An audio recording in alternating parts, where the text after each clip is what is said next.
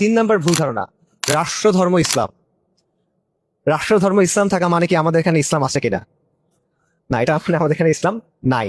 রাষ্ট্রধর্ম ইসলাম থাকা, এটার ফাংশনাল গুরুত্ব নাই বললেই চলে। এটা কিরকম, যেমন ধরেন আমাদের, আবারও এটা শুধুমাত্র বাংলাদেশের জন্য না, যে মুসলিম ভূখণ্ডগুলো আছে এখানে যে রাষ্ট্র কাঠামো আছে এটা হলো সেকুলার রাষ্ট্র। এখন সেকুলার মানে কি? সেকুলার শাসন মানে কি? সেকুলার শাসন মানে কি ধর্ম যার যার উৎসব সবার। সেকুলার শাসন মানে কি অসাম্প্রদায়িকতা, ধর্মনিরপেক্ষতা, নাকি সেকুলার শাসন মানে কি ইসলাম বিদ্বেষ? কোনটা? এটার একটাও না আসলে। সেকুলার শাসনের একদম বাস্তব মানে হলো যে এখানে গায়রুল্লাহর আইন দিয়ে শাসন হয়। এটা হলো সেকুলার শাসনের একদম গায়রুল্লাহ, এবং বিশেষভাবে মানুষের চিন্তা, মানুষের তৈরি করা বাদ মতবাদ। এটা হলো সেকুলার শাসনের সবচেয়ে ইকোনমিক সংজ্ঞা, মানে অল্প কথায় বাস্তবতা যেটাতে উঠে আসে।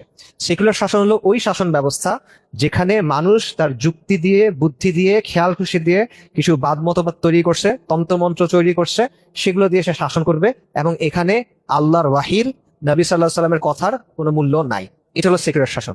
তো এইটা হলো আপনার শাসন ব্যবস্থা। এই আইনে একটা দেশ চলে। এখন এখানে আপনি রাষ্ট্রধর্ম ইসলাম দেন, নাকি জৈন ধর্ম দেন, নাকি শিখ ধর্ম দেন, এটা কিছু যায় আসে না, কারণ ফাংশনালি এটা ওইভাবেই চলতেছে। ঠিক আছে, আমি বাংলাদেশের ক্ষেত্রে যদি দেখেন, ধরেন ডেমোক্রেসির ক্ষেত্রে যদি দেখেন, ডেমোক্রেসি কি করে? ডেমোক্রেসি বলে সকল ক্ষমতা জনগণের, সার্বভৌমত্ব জনগণের। এই জনগণ এই সার্বভৌম ক্ষমতা কিভাবে কাজে লাগায়? জনগণ কি নিজে এসে শাসন করে? করে না। জনগণ কি করে? সে ভোট দেয়, নির্বাচন করে। নির্বাচন করে সে কিছু মানুষকে বাছাই করে। এই মানুষগুলোকে কি বলে? জনপ্রতিনিধি। জনপ্রতিনিধি কি করে? জনপ্রতিনিধি সংসদে যায়। এখন সংসদের কাজ কি? সংসদের একটা নাম আছে, বলতে পারবেন?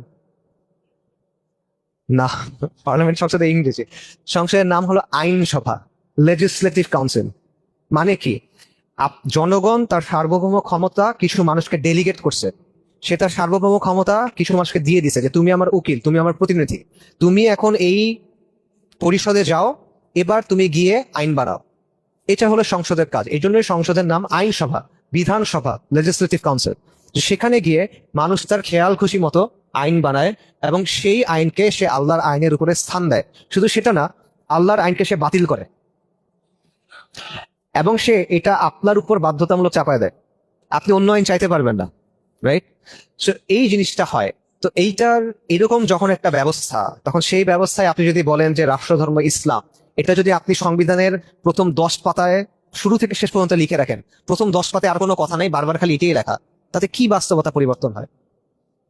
মনে করেন একটা ব্যক্তি, সে প্রকাশ্যে আল্লাহকে গালি দেয়, সে প্রকাশ্যে নবী সাল্লাল্লাহু আলাইহি ওয়াসাল্লামের অবমাননা করে, স্পষ্ট, এখানে কোনো সংশয়ের জায়গা নেই। এখন এই লোক, তার পিতা মারা গেল। এখন আপনি যদি গিয়ে বলেন যে এই লোক তার বাবার সম্পদের উত্তরাধিকার হইতে পারবে না, কারণ ইসলামের একটা নিয়ম হলো কাফের কখনো মুসলিমের সম্পদের উত্তরাধিকার হইতে পারে না, এটা কি রাষ্ট্র মানবে? মানবে না। কেন? কারণ জাতীয় পরিচয়পত্রে লেখা আছে সে মুসলিম, এই জন্য সে মানবে না।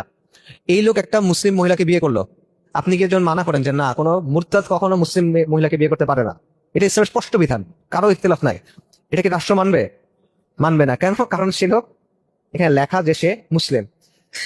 এরকম আরেকটা কথা আছে যে কোরআন সুন্নাহ বিরোধী কোনো আইন তৈরি করা হবে না। এগুলো আপনারা এখন অনেক শুনবেন, সামনে নির্বাচন আছে, তো এগুলো এখন অনেক শুনবেন। এগুলো হলো যে আপনাদের যাদের ছোট ভাই আছে বা ছোট বাচ্চা আছে, বাচ্চা মনে করেন চিড়িয়াখানায় গেছে, একটা ঘোড়া দেখছে, ঘোড়া দেখে বলছে যে বাবা আমাকে, ভাইয়া আমাকে ঘোড়া কিনে দাও, আমার একটা ঘোড়া লাগবে, কান্নাকাটি করতেছে। আপনি বুঝলেন না যে দিব দিব, এই তো কয়েকদিন পরে বাসায় চলো কিনে দিব। এটা কেন দেন? কারণ আপনি জানেন যে তার মনে থাকবে না, সে ভুলে যাবে। যেহেতু সে ভুলে যাবে, তাকে একটা তাদেরকে আটকায় রাখে না ঘরের মধ্যে, তাদের এফিডেভিট সবকিছু করা, এরপর তাদেরকে ফ্যামিলি ধরে নিয়ে যায় না? পার্বত্য চট্টগ্রামে এরকম ঘটনা ঘটছে না? নমুসলিমকে মেরে ফেলছে না? এরকম কত ঘটনা আছে। কাদিয়ানিরা তাদের দাওয়াতি কাজকর্ম করে, সেখানে মুসলিমরা কাজ করতে গেলে তাদেরকে জেলে ধরে নিয়ে যায়। মিশনারিরা দাওয়াতি কাজ করে, ওলামায়ে কেরাম কাজ করতে গেছে, আপনারা জানেন জুবাইর সাহেব হাফিজাল্লাহ, ওনাদেরকে জেলে থাকতে হয়েছে। কেন? কিসের জন্য? কিসের জন্য? দেশের আইনে তো ওটা কোনো অবৈধ কিছু না, তাও তো সেটা মানা হয় নাই। তো এই রাষ্ট্রধর্ম ইসলাম আর কোরআন সুন্নাহ বিরোধী আইন করা হবে না, এটা দিয়ে আপনি কি অর্জন করছেন বলেন? কিচ্ছু না। এটার কোনো ফাংশনাল ভ্যালিডিটি নাই, এটার কোনো মানে কার্যকরিতা নাই।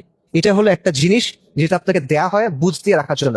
কারণ এটা হলে আপনিও হয়তোবা থাক, কিছু করার দরকার নাই, কিছু তো আছে, শান্ত থাকি আমি, এই জিনিসটার মধ্যে আপনি থাকেন, সন্তুষ্ট থাকে, আমি তৃপ্ত থাকি, আর কিছু না হোক, রাষ্ট্রধর্ম তো ইসলাম। এই তো বলছে কোরআন সুন্নাহ বিরোধী আইন হবে না, খুব ভালো হয়েছে। কারণ এইটা যদি আপনি বলে করেন যে না এরকম তো হওয়ার কথা না, এখানে অন্যরকম কিছু হওয়ার কথা এবং এখানে আমার একটা দায়িত্ব আছে, এই চিন্তাটা তো সমস্যার একটা চিন্তা। এই চিন্তাটা ঢুকলে আপনি তো আপনার সাধারণ জীবনে ফেরত যেতে পারবেন না। এই চিন্তাটা ঢুকলে আপনার তো মনে হবে যে আল্লাহর সামনে গিয়ে আমার একদিন দাঁড়াইতে হবে, তাহলে আমি কি বলবো? তো এত চিন্তা করতে কে চায়? তার চেয়ে কথা আপনি মেনে নেন, এটা তো সোজা একটা বুঝ আপনি নেন, সেও বুঝ দিল, আপনিও বুঝ দিলেন, সবাই খুশি। এটা হলো আর কি আমাদের অবস্থা। আচ্ছা।